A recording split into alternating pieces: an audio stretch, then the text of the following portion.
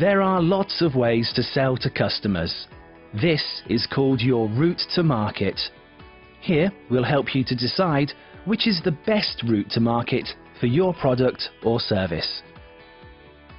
There are lots of options, and it's vital to get it right.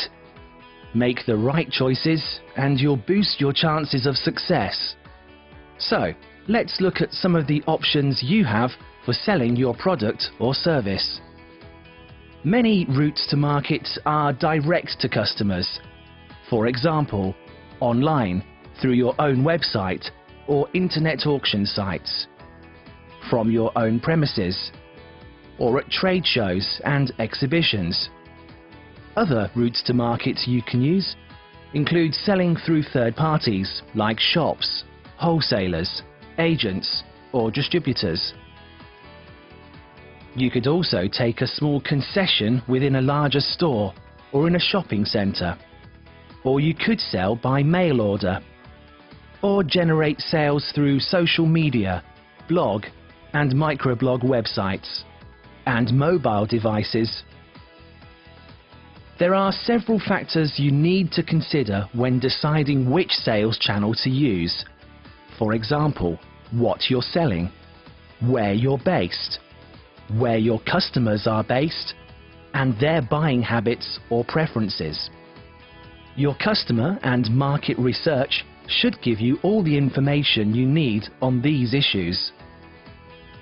So, let's look at a few reasons why you might choose one route to market over another.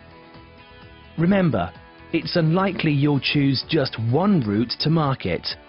For example, many successful retailers have both online and physical stores.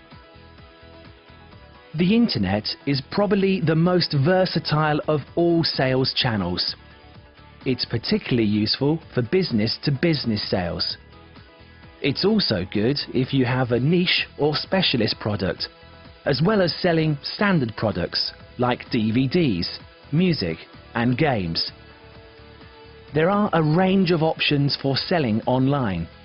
These include using established marketplace websites, which already have a high number of visitors, or having your own website with an online shop.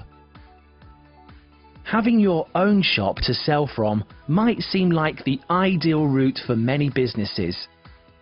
You'll benefit from having your goods on display to the public, and there's usually somewhere to keep at least some of your stock. You might think you're going to get more contact with your customers, and that will mean more sales. All good so far, but this can be one of the most expensive forms of direct selling.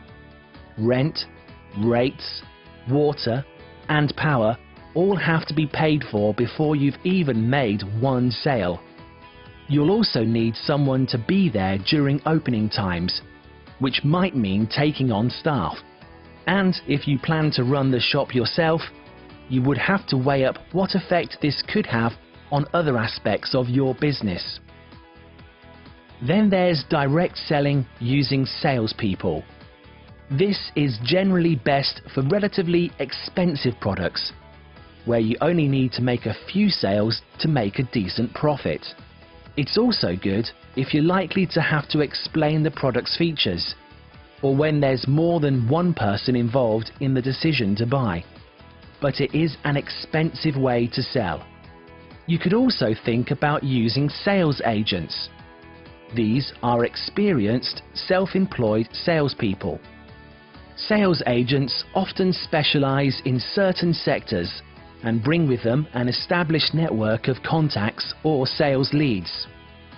They're really useful if you want to launch a new product or service, or if you want to expand your sales activities into new and unfamiliar territory.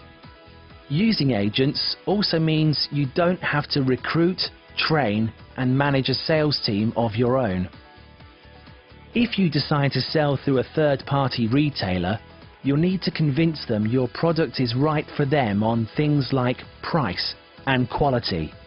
You'll also have to be able to guarantee that you can get enough stock to them on a regular basis. If you're thinking of choosing this route, you'll need to find stores appropriate for your product. Contact them to find out what they sell and what they're looking for. You'll need to find out what their buying policies and procedures are too.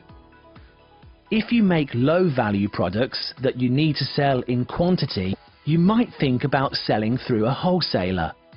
But wholesalers will often expect you to discount your product quite heavily to offer a better profit margin for them. Then there are distributors. They operate in a similar way to retailers in that they buy your product and sell it on to their contacts. But they use different ways of selling to their customers. Distributors normally expect discounts or long credit arrangements from their suppliers, so you might see lower profits by selling this way. Then there are exhibitions and trade shows. You may only make a few sales at the event, but these tend to be good for generating leads and inquiries that can be turned into sales after the event. Finally, if you have a range of products to sell, you may find that selling by mail order through brochures or catalogues would best suit your business. If you choose this route, you'll need to take extra care to ensure customers have a good experience of buying from you. This will involve being quick to fulfill orders and deal with any disputes. Consider all the different routes to market. Then choose the ones that are best for what you sell and will appeal most to your customers.